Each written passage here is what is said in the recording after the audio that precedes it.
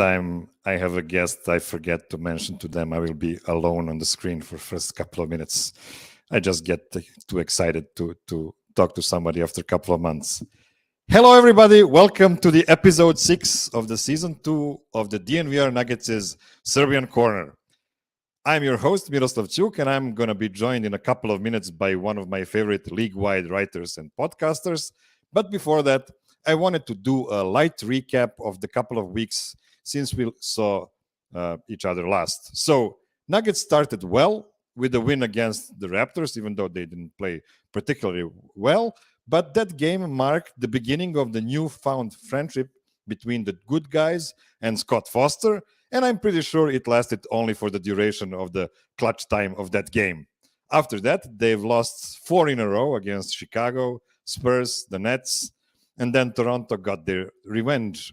Last night, we saw them play in Detroit, aka home of lost super talented bigs, screwed around for 3.5 quarters, but at the end won comfortably. So now they are 47-23 after 70 games today, with 4 losses advantage over the second seed Kings, just before this weekend back-to-back versus the Knicks and the Nets that the whole of Serbia will tune into, since those are going to be super early games.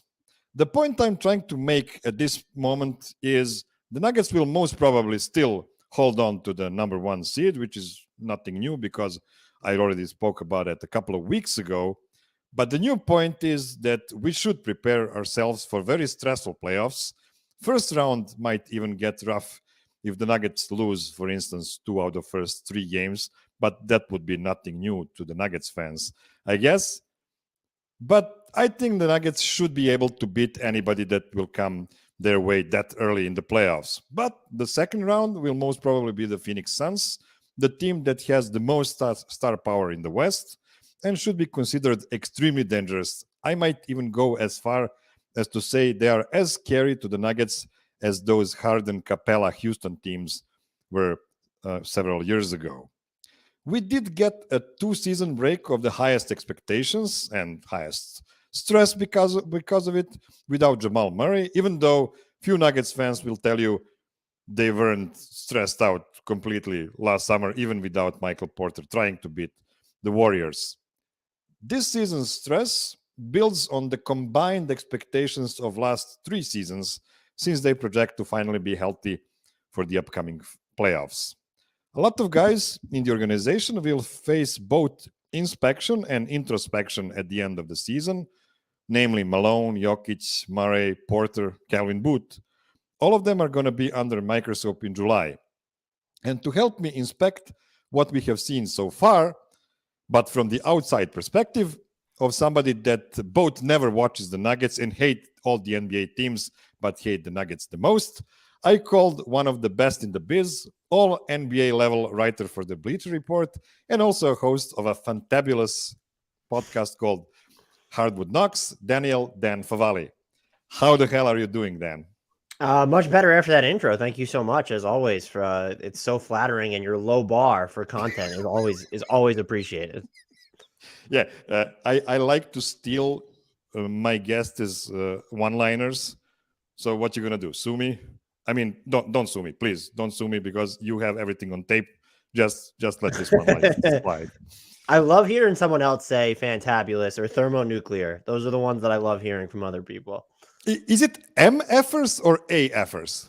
AFers. AFers, yeah. That's I feel what so I awkward when I say it every single podcast, but our listeners in Discord told me to keep going, so I'm going to keep going. So this is the 3rd time you are on the Serbian Corner, which makes you the most frequent guest not called Jeremy. And I know that courtesy of the Serbian Corner stats and records, and I'm obliged to mention those guys. We've had you just after the Nuggets acquired Bruce Brown, KCP, Christian Brown, and most importantly, DeAndre Jordan last July. After that, we did acquire all of those guys. Come on. After that, we've had you last November after several games when the Nuggets were in a bit of a struggle, but you sticked with them as your preseason championship pick. And now the Nuggets are again in a bit of a slump, or maybe in a bit of a bigger slump. I don't know. So, of course, I want to ask you one more time. How confident are you today in the Nuggets winning it all this season? And just to make it clear, I'm not asking you if you're picking them over the field, because that's dumb for almost any team. Just how confident are you compared to since the beginning of the season? I think the nature of preseason picks is you are going to get progressively less confident in them because the odds of you being right are so low, and you're going to see all this other stuff. Uh, Looking at what the Bucks have done specifically over the past like 25 games or so, where they've just killed everybody, I definitely feel shakier in my Nuggets to win the title pick. But when you look at the landscape of the West, as good as the Kings have been, knowing the Suns have Kevin Durant, knowing I guess the Warriors could decide to maybe win on the road one of these days, I think you look and say, okay, well, there's a path to like the Nuggets not being the prohibitive favorite to come out of the West, but the West is so chaotic, despite the Nuggets going through that losing streak and not looking great for part of the game against the Pistons, but eventually figuring it out. I still feel fairly confident in at least them coming out of the West because, as I mentioned, the West is so chaotic. Who is running away with this? And there are teams that certainly scare you, but who is the team that's just going to come in and gobsmack you right now? I think Phoenix would probably come closest just because the idea of Kevin Durant and Devin Booker. But hey, let's see what Kevin Durant looks like when he comes back. How many games of regular season chemistry are they still going to get to develop among that group? So I have a lot of questions about the Nuggets, more than I would like to have about the team I picked to win the title. But I don't feel probably as bad about this pick as you might expect, knowing what we've kind of seen from them since the All-Star break, basically. And then also kind of knowing what's happening just in the East, where I do think there's a legitimate case to be made that the three best teams in the NBA right now, I would disagree, but there are cases to be made that the three best teams in the NBA right now are all in the Eastern Conference. It's so funny to see they had this emotional game against Memphis where they practically clinched the number one seed when they've beaten them in head-to-head. And after that, they just been on cruise control completely. And we even heard a message from Nikola Jokic who got annoyed by that. Because, I mean, in this span, and other Mares just spoke about it a couple of hours ago on Locked On Nuggets, Nikola Jokic is averaging like 30-point triple-double in this bad span of games. Like, yeah, sure, he's not playing almost any defense. I mean, if you get 49 points in first quarter against Toronto, you're obviously not playing any defense. But he's still, putting numbers up. It's just that the team got completely dismantled by some under 500 teams. Did you see in the past things like that, like with a team that just got over the hump and just said, okay, we don't care about this anymore? Normally you would feel indifference from a team that didn't have so much to prove, because like the Nuggets, yeah, they went to the Western Conference Finals the last time they had Jamal Murray available in the postseason, but like they've had 2 years of sort of these expectationless seasons where, yes, Jokic won MVP, but they were playing mostly pressure free because of the injury to Jamal Murray and then the makeup of some of the rest of the roster.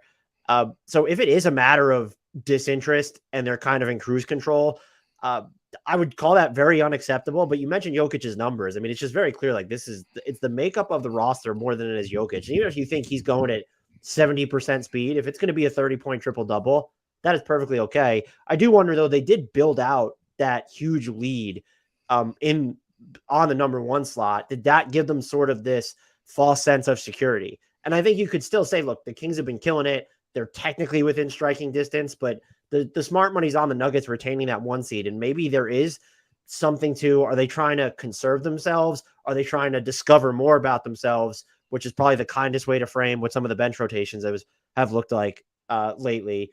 But I think a lot more of it has to do with, okay, we're seeing kind of what's inherently flawed about this roster.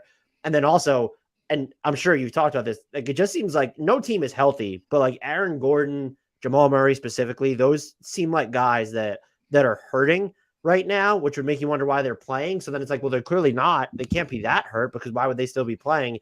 But that's just something I've noticed from the two of them since the All-Star break. They just don't really look the same. And that's when your margin for error on defense is not that large to begin with. And now you're going to get some setbacks offensively, especially from who's supposed to be your second most important player in Jamal Murray. I feel like the Nuggets are currently feeling the weight of all that more than they're just in cruise control and don't care. And interesting thing about the Nuggets, the best kind of their basketball is when they're completely playing through Nikola Jokic. When he is the fulcrum of every offensive possession, it just gives them the best possible offensive rating or whatever you want to call it. Problem is when he's off the court, even with most of their stars on the court, or let's say top level role players, they just seem to forget how to play basketball because they are so heavily invested into playing through him. And it's the biggest problem here, I think, is the fact that NBA teams have zero time to train together, just to play 5-on-5 and just let's use this week to collect ourselves and learn how to play without Nikola on the court, see different combinations and stuff like that. It's just impossible because there are too many games. And unfortunately, even in the playoffs, we have not more than like 3-4 days of ramp up before the playoff even starts. So it's gonna be rough.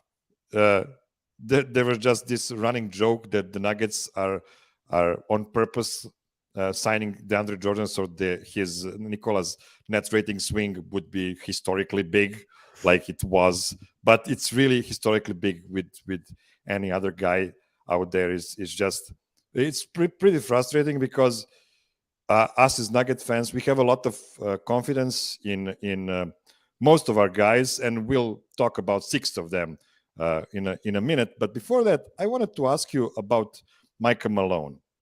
This is his 8th season as the head coach of the Nuggets. He is the 4th longest tenured coach in the league at the moment. Some will say that this long tenure coincides with Nikola Jokic being there for the duration of it, just like, Coach Pop with Tim Duncan, for instance. And I know it's not easy to analyze the coaching in the NBA because it's not Europe, it's not FIBA basketball. Heck, it's not even NCAA college basketball where the coach is super influential on the team. We are talking about coaches that are, supposed to coach guys who are on a way bigger, payroll than they are. So it's not fair to expect them to be like somebody that decides on everything there. So the main thing we can talk about are the rotations, and then the timing of the timeouts and challenges and after timeout actions, and that's about it. So based on that, I can say confidently that Michael Malone is the coach with the worst rotations in the league, and he's actually tied at that position with 29 other coaches because every fan base thinks their coach have the worst rotations possible. So jokes aside, he's known as a coach that adjusts to other teams very slowly, especially in the playoffs. But to be fair, he was much more experimental this season comparing to his earlier versions. And honestly, he's too experimental right now, 12 games before the playoffs.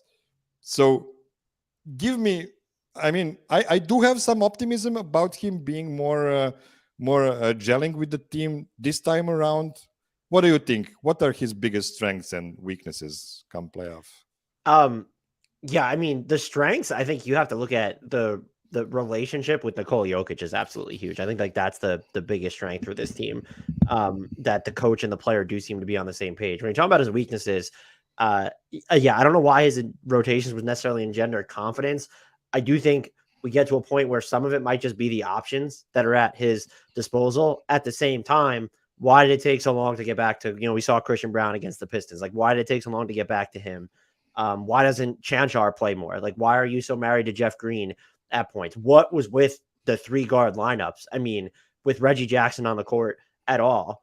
Then I come back to, though, when you look at what they did at the deadline, like they got Reggie Jackson, were on the buyout market, they pick up Thomas Bryant, and like that in theory juices your offense. It didn't do anything to really address their biggest needs, even though upgrading backup center was a big need. There are lineups that make more sense with specifically Bryant on the court. And we did see that against the Pistons. But you kind of have to and if you're even going to go with 3 guards, like Reggie Jackson can't be one of them because you're just going to be woefully undersized and overmatched, especially with how Jamal Murray is defending right now. So the fact that we have to ask this question, you mentioned how he's been slow to adjust in the playoffs. Maybe that changes this year. We saw that during, I think it was the Bucks title season. Mike Budenholzer was known as stubborn to his principles, and he ended up adjusting more than he normally does. Is he going to stick with Christian Brown in the playoffs? Is he all of a sudden going to, Michael Porter Jr. is only playing like 25 or 26 minutes or something, even though he has it going offensively? Are we going to see like too much of Reggie Jackson? Are we going to see, not enough of Chanchar when you're just looking for guys who might be able to hold their own switching on the perimeter? And those are all just questions. I look at the options he has, and they're all sort of imperfect, but it does feel like to date, there have been better ways to experiment. I don't really know what they were looking to gain from the 3 guard stuff specifically. And the moment you see any combinations a net negative with Nikola Jokic, like it needs to just be thrown in the garbage, because that doesn't happen. And I think you could probably comfortably say, like, yeah, some of these things will get ironed out. Like, I don't think the 3 guard stuff will be a staple in the playoffs, but the question of Christian Brown specifically, or how is he going to utilize Michael Porter Jr., especially if Jamal Murray isn't having like the best night, like those are real concerning questions that you don't want to have, especially when you're talking about at the top of the roster with Michael Porter Jr., where I know he was frustrated. I can't remember which loss that they had, where he just sounded pretty pissed off that he wasn't put back in the game. So that's not, you don't want to have that disconnect, but you also, especially at the top of the roster, where Michael Porter Jr. is no worse than your third best player, and he's been your second best player, quite frankly, since the All-Star break. And it's a combination to me of just weird, unsettling, and then also how much else is he really supposed to do? Like, even if he does everything the fans want, that we want, how much better is the Nuggets rotation outside of their starting 5 actually going to be? Whew, that's a lot of to decompress. So let's start player by player, just to see what the Nuggets have shown so far. We can all agree that they have 6 starter level players, and after that, there's a pretty big drop off. With the 7th and 8th guy, whether that's Christian Brown, Vlatko Čančar, whoever. It's by design, because they have like 4 huge contracts, 1 pretty big contract with KCP, and then you get to much lower values. So it makes sense. Let's start with the only formal non-starter on this list, Bruce Brown. I know you liked Bruce on the Nets. I was among those Nuggets fans that watched him only a few times a year. So I expected a guy that can play almost 5 positions despite being only 6'4". And it turned out, on the Nuggets at least, he is in fact a guard, and he cannot do much against bigger guys. But on the other hand, because the Nuggets starting 5 is quite big, he can fit, instead of any of the 5 starters, even Nikola Jokic, I can see him replacing Nikola and putting Aaron Gordon on the 5 and Michael Porter on the 4, even though we haven't seen that for a single minute this season, I think. But I think it would work. How impressed are you with his games on the Nuggets? And do you think he got what it takes to be a significant contributor, en route to the championship? Yeah, I think lately specifically, he's probably been a little bit disappointing on the defensive end. I don't have real qualms about like his defensive game overall this year. I think if you were looking for him to be more of like the lockdown one-on-one guy, that was never going to be his strength. You're more likely to get that out of a healthy Aaron Gordon.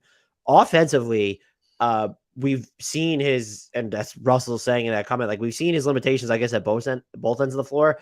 We've seen it on offense though too, where he's not shooting well from 3 since the All-Star break. And when you do that, that's such a swing part of his game, because if he is hitting those wide open threes, like it changes the way that the Nuggets in certain of those lineups are defended. And if he's not, you have to get into a situation where you're probably trying to figure out how to put the ball in his hands more, because he can be effective on the ball. That's like kind of an unsung part of his game, is his decision-making on the ball, but you don't necessarily want to put yourself in a situation where we need Bruce Brown on the ball. Now, if you change the way you're staggering some of your minutes, we saw some of that lineup against the Pistons where like Bruce Brown was the de facto point guard. I think there's utility in that, but I do think for him specifically, especially if you're not getting good shooting from Aaron Gordon, it's really going to come down to, okay, well, like how well is he going to be shooting from three? And I don't want to boil his game down to that, but if he's in the playoffs and he's shooting like 26% from three, it gets much harder to play him during higher leverage minutes. I have some concerns about the Nuggets on offense. When we speak about the starters, stuff like, what if the team is just not guarding Aaron Gordon on the perimeter at all and just, doubling Jokic all the time? And it's a small problem because there are schematic things you can do around it to counter it. But on the other hand, when you don't have Nikola Jokic on the court, I feel pretty safe with Bruce Brown being a part of a super defensive lineup. Like stagger KCP next to him, put Christian Brown there, put probably Vlatko Čančar, and then you can pick either, AG or Michael Porter Jr. even. Let's try to switch everything, stuff like that. Let's make these guys run, like defend their asses off, and then try to run and just save those non-Jokic minutes in that way. Because I don't really think that Nuggets have a real chance of playing good half-court offense without Nikola Jokic at this point. So if they could just switch to like those LeBron Lakers championship team, which half-court offense wasn't great, but they were just running all the time. Yeah, I mean, that's certainly worth trying. I saw someone in the chat saying like they should really be trying to play like Michael Porter Jr. and Aaron Gordon as the 4 and 5 respectively. I guess you'd go that route, which I think would probably juice up your offense quite a bit. The Jamal Murray without Jokic minutes, I think, have been really disappointing this year when you're looking at those numbers, because in theory, I know he's coming back from an injury, but like that's the guy that's supposed to be able to carry units without Jokic. And they have such a good connection that you probably don't want to stagger them like too much. And these minutes get fewer and further between during the playoffs. But we've also seen during the postseason that non-star minutes can swing entire series. I think the Philadelphia 76ers fans know this probably better than anyone in recent memory. And so I don't know what the answer is looking at the roster, but I would agree with you. It might be worth trying out the supercharged defensive lineup that you're mentioning. I do like the idea though. And I can't remember the exact lineup. I saw them roll out against Detroit, but like you have Bruce Brown on the court, and he's basically your de facto point guard, and Christian Brown is with him. And then automatically you just know, okay, well, we're not going to have three guards on the court at once. So it's Jamal Murray, the second guard. Maybe you want to stagger him from KCP. So you can, I think that should be the baseline for their bench unit, and they should build out from there. And I do think, which I guess it probably isn't flying under the radar amongst people who root for the Nuggets, but like it certainly doesn't help throughout all this, especially when you're looking at how reliant the Nuggets have been on, Jeff Green minutes, or even some Thomas Bryant's minutes, which haven't been, great. But Zeke Naji just having this shoulder injury and being banged up, like that does change the fabric of their bench rotation in theory. But he's another player where like, well, do you trust Michael Malone to even rely on him when it matters? Okay, next up, KCP, Kenny Pope, or Kenny P-Dog, as only I like to call him. NBA 2K hates him. His overall rating is something like 76, which is 5 less than Thomas Bryant, for instance. Nuggets fans hated him when he killed us as a Laker, but now he is one of the most beloved players in Denver. And I believe he was nobody's scapegoat when things get rough so far, which is pretty interesting because he is a guy you will often see that made only 3 points during the whole game, and nobody is talking about him in a negative way because he is de facto Nuggets' best perimeter defender, and I would even say the best defender overall, having seen Aaron Gordon, slumping a bit in the last month or so.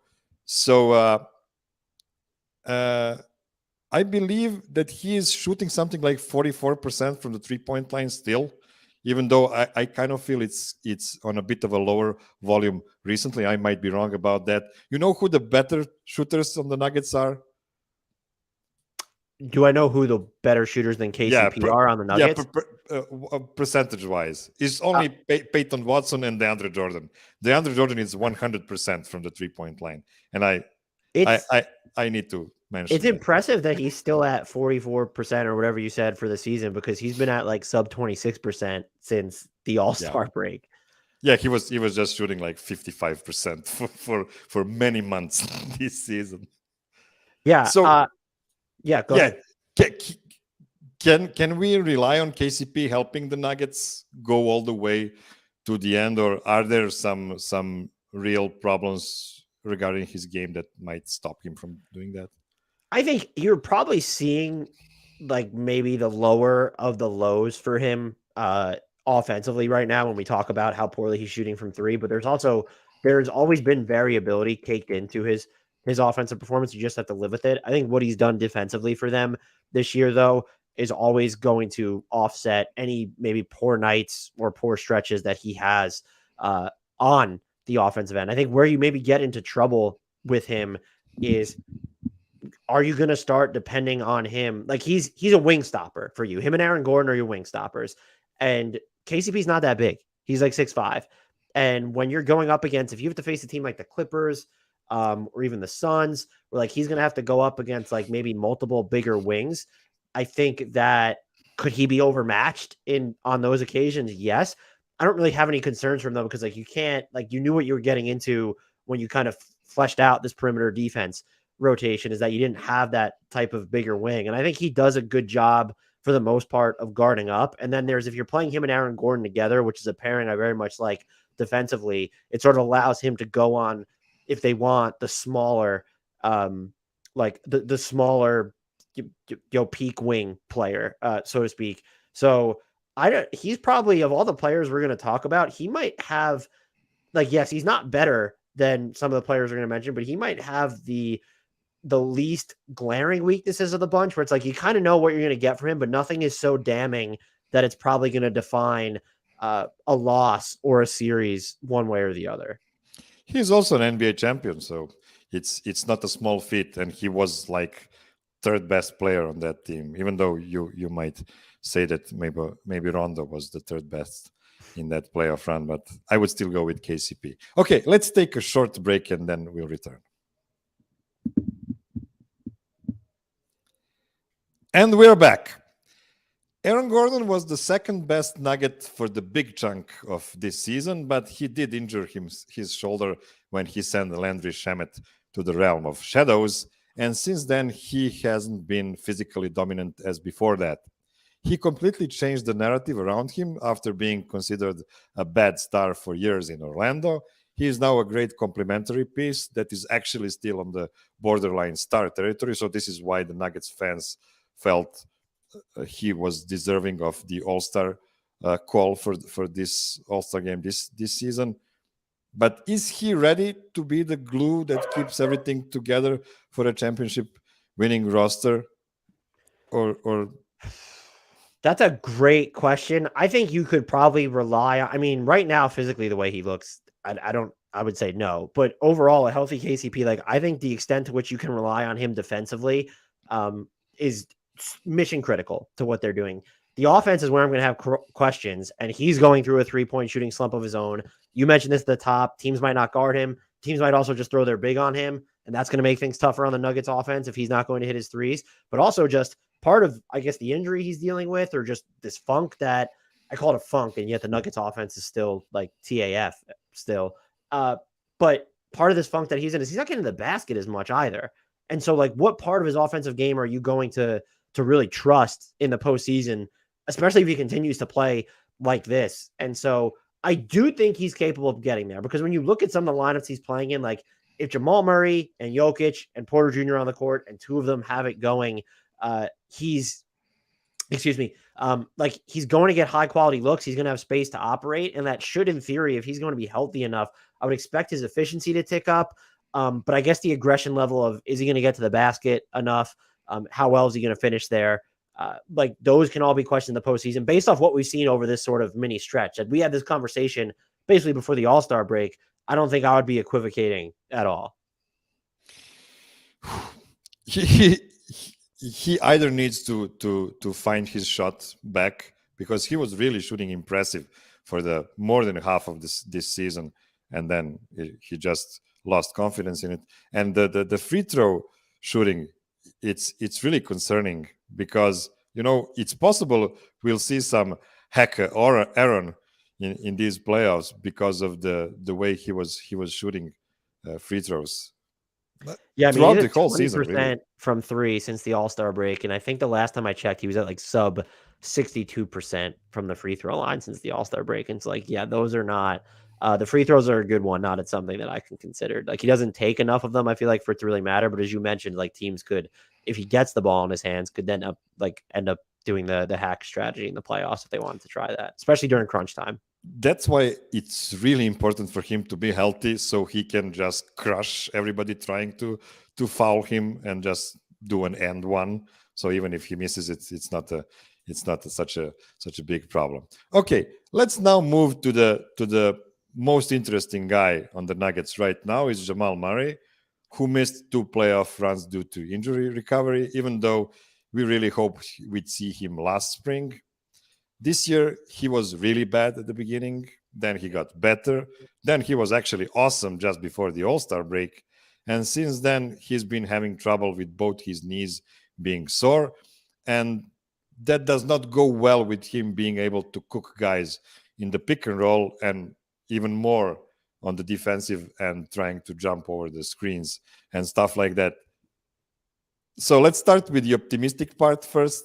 What makes Jamal the second best player on an NBA champion?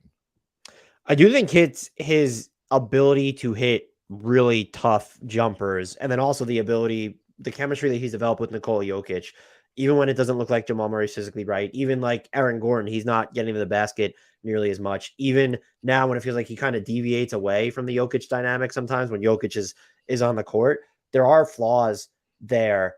And I think, though, you look at one, we've seen him hit wildly big shots in the playoffs. We've seen him do real damage off the dribble from the perimeter. And even now, as you're looking like, his efficiency being all over the place since the All-Star break, his shot selection not being great, 34.9% from 3 on 9 attempts per game. Like there are much worse slumps to go through over that. And so maybe this increased the extent to which he has swings from game to game if we're going to continue along this track. And I know there's someone I see in the comments saying that Jamal Murray's not the Nuggets' second best player. I think you get to a playoff series, and even if you don't think he's not their second best player right now, which is fair the way that he's playing, he is their second most important player because you're not even going to get Michael Porter Jr. is playing fantastic offensive basketball right now. You're not going to get the same level of shot creation from him that you are from Jamal Murray, even when Murray is taking shots that you necessarily don't want him to, or it feels like he's taking too many. That pressure on the defense is super important. And then there's also just a higher probability, I would argue, than a lot of other players because we've seen it from Murray before. Like he can hit those looks. You don't want him settling. You want him physically right so that he doesn't look like he's sort of just like floating around on the defensive end or so movable there. But I firmly believe even with, and look, he kind of like picked up leading into the All-Star break. Like I thought like he had turned a corner at one point, and since then it's been downhill. If he hits that stride again, I don't think we're having a question of, oh, is he Denver's second best player? And even if you don't think he's Denver's second best player, it's not even me saying he's their second most valuable player for the playoffs. He needs to be their second best player. If you want to really get through the West, he needs to be Denver's second best player. And I think that's just, if Michael Porter Jr. is your second best player, is that going to come in as many minutes as Jamal Murray is getting? Probably not. He's probably not even going to shoulder. He's definitely not even going to shoulder the same level of defensive responsibility. If Aaron Gordon's your second best player, okay, that probably means he's killing it on the defensive end.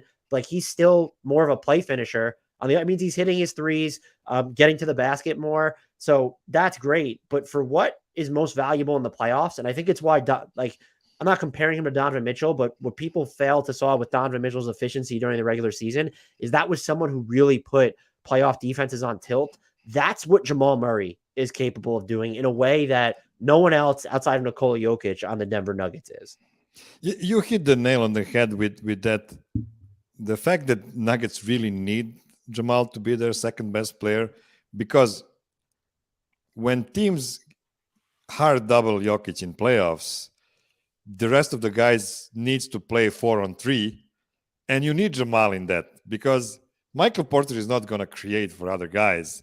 Right. He's having a really, really good season, but on the other hand, it's just not his role. And Aaron Gordon has some playmaking in him, but if Jamal is not right, there's zero chance Nuggets are getting deep into the playoffs. So yeah, I really like this point.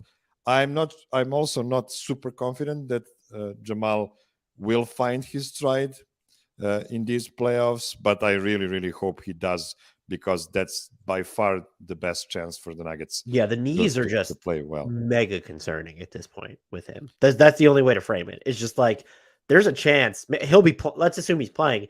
There's just a chance now that he's just injured for a third straight postseason, even relative to the bar of okay, no one's healthy in April and May. If he's just actually injured for a third straight year, you have to start asking some really uncomfortable questions after this season. Yes, and that's the inspection I was talking about in the off season this season. So hopefully it will not get to that, because it would be a big theme of the off season for the Nuggets for sure. The other guy that, as you mentioned, was Nuggets' second best player since the All-Star break, Michael Porter Jr. He's having his best season so far on aggregate. And first of all, he's having a season, which is a huge upgrade over last year. But kidding aside, he's showing he's not only, shot ready as he used to be, he's also attacking the rim much more frequently. Even his handle is better right now. There's some playmaking developing in him as well. He's playing connected on defense much more than before. So the problem with him, as you mentioned, Michael Malone doesn't trust him. We've seen him being benched like 2 games ago against Toronto, against the Nets, and that was really, really scary for me, because if you don't trust your like the third max guy 12 games before the playoffs, you're in a deep problem here. But what's the best? And I think the margin is widest here. What is the best and worst scenario for Michael Porter in these playoffs? Well, I think they're kind of the inverse of each other. I think the best case scenario is he is closing every single game. And the worst case scenario is that when Michael Malone is looking to play the matchups, he's the one that's going to get yanked over.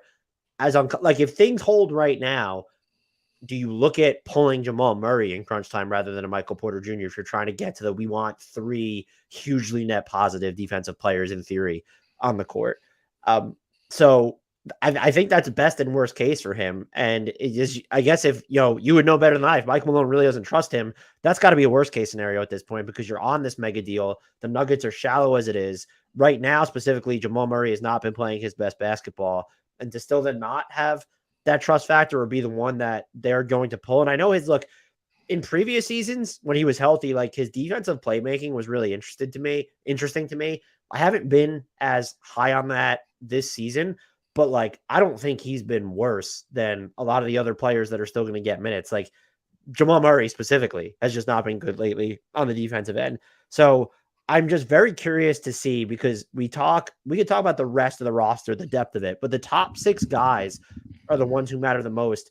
And when you look at some of the matchups they might be facing, or if we're just trying to scale ahead to a general crunch time blueprint, you could just say, okay, we're going to go with the starting 5 and that's it. But if you want to put Bruce Brown in there, I would assume it's most likely going to be Michael Porter Jr. is the one that gets pulled. And that just creates, I guess if you win the title that way, it doesn't matter. But if you do anything short of coming out of the Western Conference in that scenario, and he is, let's say, an iffy crunch time inclusion, or if he's not even a guy who, when he's healthy, you're just not guaranteeing him 30 minutes per game, that feels like a worst case scenario, because it feels like then you're going to have a tough conversation with him when his play really hasn't warranted that type of introspection this year, because he's just been, and especially now, he's just been so good.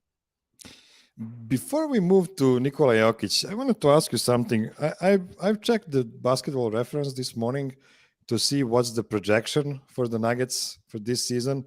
And they're like at 54 wins right now, which is not super high for a 1 seed in the West. They're still projected to be the 1 seed, by the way.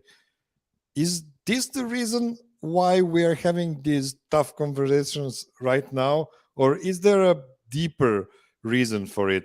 Something like, when Utah Jazz was number 1 seed a couple of years ago, nobody really took them too seriously as the biggest contender there. Do you feel there's a deeper reason for the pessimism, or is it just that it's an aberration year and nobody's really super, super good in the West? I think there is on a national scale this inherent skepticism of teams that are built around big men that have at least one glaring weakness. And the Jazz are a great parallel here because of how much everybody doubted Rudy Gobert's offensive versatility and then his ability to hold up defensively against certain matchups. And with Nikola Jokic, it just comes back to his defense. Can he hang on the perimeter? Can he improve at all as a rim protector? Because the Nuggets are one of the worst teams in the league at actually, limiting opponent percentage around the rim. And because that exists, and I also think because there's on top of that an inherent skepticism of teams built around bigs in general, I would say when you're looking at centers, Anthony Davis gets that skepticism too. And it's warranted. Like, he can't carry an offense the way that Nikola Jokic or Joel Embiid can. But even with Joel Embiid, he gets it a little bit as well. It's more so with his health. I feel like he probably gets the benefit of the doubt as, oh, you can win a championship with Joel Embiid as your best player more than a Jokic, more than an AD. And maybe that's warranted, but also he has James Harden right now. And there was a lot of questions of just like, well, like, how is he supposed to carry the team as a playmaker? Like, when Ben Simmons is such a non-entity in Philly, scaling back to before last season, of course, and Simmons didn't play for them. So I think it's a combination of those two things. And then you mentioned a great point. It's just like, 54 wins is kind of low for a 1 seed, and the West is just so chaotic. And sometimes I think like people are influenced by, well, okay, the Suns have Kevin Durant now. That matters. And then people have been waiting for the Warriors to flip this like championship switch all season. And maybe we've been slow to accept a new normal, which is just that the Nuggets are the best team in the West. Yeah, they're flawed, but which team is infallible beyond them? And I think, again, right now, Phoenix probably comes closest. It's even the Clippers. There's Kawhi's been killing it. And then you look at some of the decisions Ty Lue has made. Them signing Russell Westbrook remains wild. They might be hitting a groove now, but like just when you start to trust them again, they kind of implode a little bit. And are we still looking at the Clippers as, well, like, look at the players, look at their depth chart? Have we just been slow to accept the normal of Golden State is old, can't defend on the road, won't rebound on the road, apparently.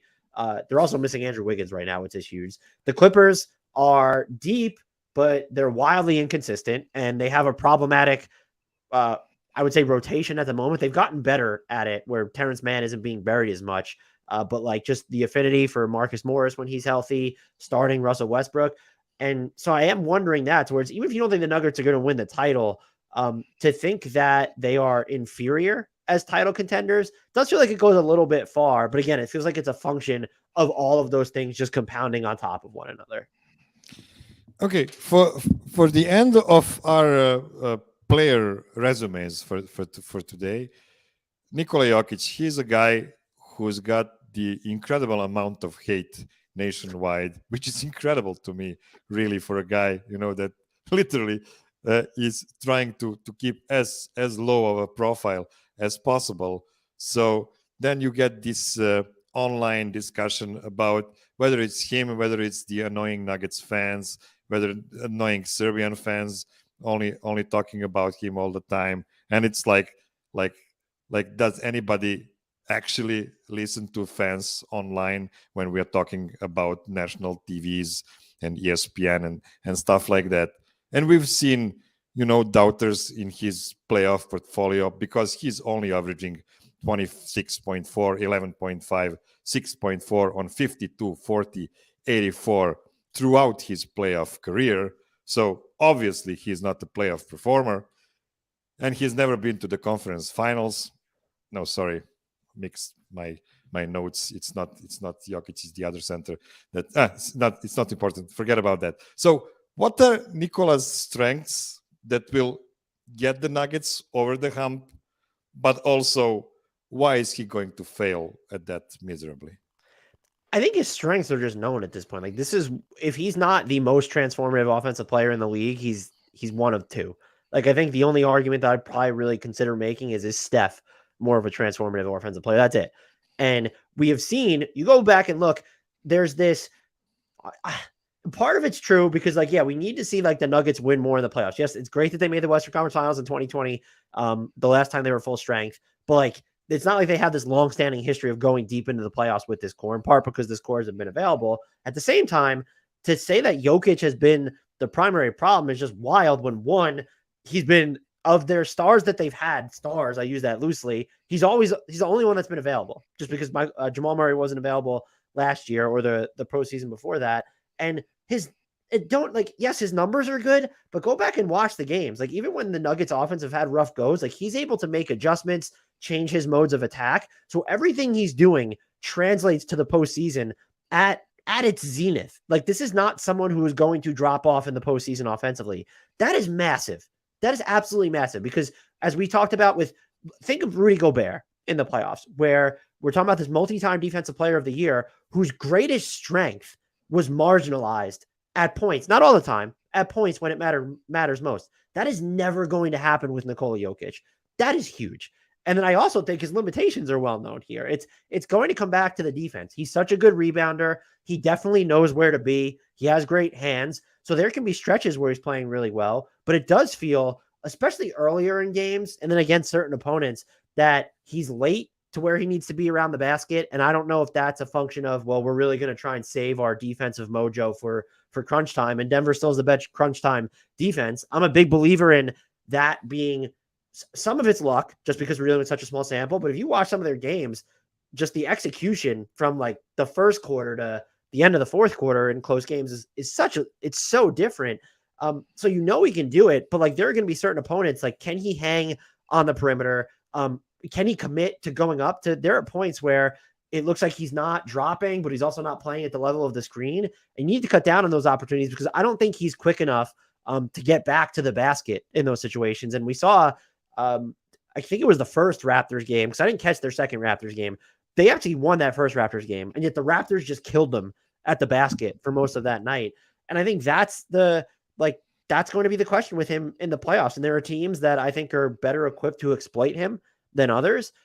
But it's going to come down to, I think even if Jokic is, let's say he is a defensive liability in the playoffs, there's still a chance that he can be the best player on a title team to me. But it goes a longer way towards, if you have to carry this clearly flawed roster, like, you need to be as good on point defensively as we've seen him be for small spurts, and especially towards the end of a lot of games. And that's going to be, I think, the biggest question for him. I think we now have a pretty huge sample that shows us that the only way he can play the pick and roll defense is playing at the level. And that means everybody needs to be on the string. Everybody needs to rotate hard and protect his back in those situations. And I've seen, especially as you mentioned in crunch times, I've seen many possessions where they really did their best to do that properly.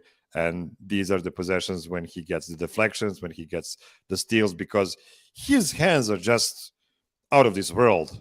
I mean, in all possible facets of what the hands can do, when you see his touch around the rim or even from the mid-range, and then on defense, cutting the passing angles, it's just amazing.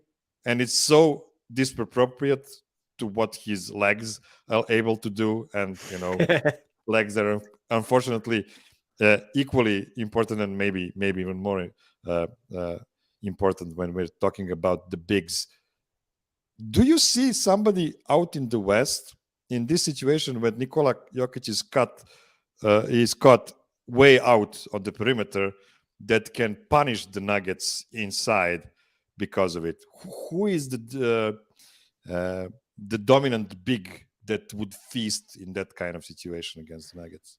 I wouldn't call him a dominant big, but I think because of the roster around him, it would be DeAndre Ayton in Phoenix, because of just the matchup problems that Devin Booker and Kevin Durant existing on the same team on the floor at the same time would pose. And because of DeAndre Ayton's play finishing, he might bail you out of certain instances, because he's going to take, instead of finishing strong at the basket, he'll take like those fadeaway hooks, which just make no sense sometimes. But that is someone who, when we've seen him at his peak, I do think that he could really end up punishing the Nuggets, in large part because of what Denver, including Jokic, is going to have to do to game plan around the two best players in Phoenix right now. So if I tell you the Nuggets have won against Phoenix in like 6 games, which is pretty comfortably, what is the reason why the Nuggets beat the Suns? Ooh, I don't know if I have an answer to that question. I would probably say that their offense was just so good. And you had Murray, MPJ, Gordon, KCP, and Jokic just all on at the same time. And you were able to sort of poke and prod and surgically just hurt Phoenix's weak points defensively, which, yes, they have Josh Okogie, they have Torrey Craig. Like, they're not barren of good complementary defenders. And Kevin Durant's defense has been pretty good this year. But like, they have weak points that you can attack. And I think DeAndre Ayton's been one of them where he sort of fluctuated. And if you're beating them in 6, part of that would be like, okay, like, did Phoenix not shoot as well from 3 as they were supposed to? Was Chris Paul too low volume on the offensive end? Was Josh Okogie missing a ton of threes, or Torrey Craig missing a ton of threes? And then was Ayton just not aggressive enough on offense? Was he actually getting hurt on defense? We've seen, I think he might be the most important defender in the NBA at this point, because you get rid of Mikal Bridges and you've just decided like DeAndre Ayton can still anchor this defense. What if he can't? What if there's still that inconsistency that we've seen? And so there's not one thing I would say happens if Denver easily beats Phoenix. It could be something as simple as Kevin Durant comes back and all of a sudden this looks awkward. He doesn't look right. I don't think that would be the issue, just because the Sun said he would be playing right now if it were the playoffs. So I think everything else I sort of outlaid, because you're not going to have, maybe you get an off series from Devin Booker, but it's just very rare that you're going to get an off series from Kevin Durant, and even just Devin Booker, because of how well he moves off the ball. And that could be another thing. If we're talking about not what's in the realm of, oh, the Nuggets did this on offense and the Suns failed to do this on offense, maybe the Nuggets just do a better job of tracking a lot of the off-ball actions that you're going to see with Phoenix. Like, maybe they're really able to just neuter DeAndre Ayton's play finishing, or maybe when Devin Booker gets moving off the ball, maybe they're really able to slow him down. Do I think they have the personnel to do that? That's questionable. That's why we're here. That's why we're wondering like what their title stock is at all. But that would be, I think it is at this point. I waffle, but I think it is their most difficult matchup, but it's also kind of the most fascinating one to me as well. For me, it would be really important to tire up Chris Paul, like just attack him every time on defense, try to make him uncomfortable and try to limit his offensive approach, because honestly, Jamal Murray's got to hit shots for that to work. That's right. and he needs to be able to turn the corner on him as well. So thing about it is, I think Durant, even if he's like 70%, he'll probably still make 30 points per game. I have no doubt that. I know how otherworldly he is. This man just comes back. There's real concerns about his availability on a game-to-game basis, but this dude just comes back from injury and is just a top 5. Like, I don't know that we talk enough about, he was probably one of the 2 or 3 favorites to win MVP. This is someone who has, before he got injured, this is someone who's coming off an Achilles injury a couple of years ago. That just doesn't happen. Just absolutely mind-melting stuff. Yeah, he was MVP favorite at point last season and this season as well, which is insanity. It's really insanity. Of course, his availability is not as good as it used to be, but if he's available for playoff, that's the only thing that matters. Okay, before I let you go, what do you expect from the Nuggets-Knicks game in the Madison Square Garden tomorrow? They are one of the teams, I watched the list, the Knicks are. So I'm pretty shocked to learn that they're pretty good this season. Is that just the fact that Tom Thibodeau is riding his best players 40 minutes per game? I know that they have the minute leading guy like every year. Or is there some playoff juice in them? So I've seen the standings. They look pretty comfortably at number 6 seed. They maybe can move to number 5, but not more than that. They shouldn't drop down either. Are they going to be stressed out to win this game tomorrow, or should we expect a laid-back game for both teams? Yeah, I always kind of feel like that there's this matinee every year between the Knicks and the Nuggets, and then the Knicks always get trucked. I did not research that. That's just the feeling that I have every single year. I do think with this game, what's big, the Knicks, some of their players are logging really heavy minutes, but they also have like one of the deeper rotations in the league. When you look at Isaiah Hartenstein has played better, the acquisition of Josh Hart, you normally have Emmanuel Quickly coming off the bench. I don't know if I haven't seen if Jalen Brunson, I guess he's not listed on the injury report I'm looking at. So is he going to play? That's a big one, because if Jalen Brunson isn't healthy, he is very much, even when he's not scoring, just knowing how to allocate touches and defer to Julius Randle to involve other guys. He's just big. to how their offense operates. But they're a team that I think might surprise some people in the playoffs. They are still very predicated on hitting some difficult shots to make the offense work. RJ Barrett is an absolute wild card. But the growth of Emmanuel quickly at both ends of the floor, the addition of Josh Hart has really given them some defensive juice. And the fact that, okay, yeah, they're a team that goes to ISO a lot, but now it's not just Julius Randle ISO. It's like you have Jalen Brunson. So you have actually two players who can generate scoring opportunities out of nothing. That's not something you had before. And so I think the bigger question with them is just how are their, complementary wings going to work on a game-to-game basis? Like you can count on Emmanuel quickly, but Grimes has been up and down. RJ Barrett's certainly been up and down. Josh Hart is mostly up, but is he going to be high volume enough on offense to keep defenses honest? That's always going to be a question with him. So for Saturday specifically, it really wouldn't surprise me if Jokic puts up one of his trademark 30-point triple doubles at this point and Denver runs away with it. But I think that the Knicks are a team that they're not a contender, but what we're seeing right now feels more real and sustainable than not, even more so than what we watched during Julius Randle's most improved player campaign when Tom Thibodeau won coach of the year. Because if you really go back and think about that, they were just so reliant on this outlier season from one guy, really. Like it was RJ Barrett had a good year. There were great bright spots there, but they were just so reliant on one guy, even though they had depth, and their roster no longer feels like that. Impressive. I honestly hated Tom Thibodeau in the time when he was coaching the Timberwolves because he was also playing like his starters for 40 minutes. And then he had a EuroLeague MVP in Nemanja Bjelica, who was just standing there and playing eight spot minutes every year. So this is why I developed the hatred towards Tom Thibodeau. But obviously what he's doing in New York after this is his third season in New York, fourth season, something like that. Yeah, this is his fourth. It's his fourth. Yeah. It's really making progress. So kudos to him, I guess. So thank you for your time, Dan. Honestly, I bring you here to force you to speak about the Nuggets for a full hour because I usually don't get that on your podcast, even though because you have the pretty big Nuggets following. You tend to find time for the Nuggets on most of your podcasts, which is really great from your time. Do you have something to promote at this moment? I will promote an error. Tom Thibodeau has been with New York for 3 years. It just feels like a lifetime. So it's not 4. So I'll correct myself there. No, I don't have anything to promote. Just check out if you have not already, as Miroslav mentioned, he's been a very loyal friend of the podcast for so long. Check out Hardwood Knocks. We do try to have a lot of fun, cover the league at large without being insufferable about it. And you won't get an hour of Nuggets talk very often, but at least once a year when we do the season outlook. So yeah, thank you so much for having me on. It's always a blast coming on to talk with you. Thank you very much. That's all for today's show. Get ready for the easiest possible back-to-back with the travel in between in the next 2 games because the Nuggets are basically staying in New York for 2 days playing Knicks and Nets. And who said New York nightlife and also New York horse racing scene? So we'll see. Yeah, actually, it turns out New York is the best horse racing city in America. So this is what we find out, covering Nikola Jokic. That's what you get every day. So thank you for staying with us to the very end, and go Nuggets.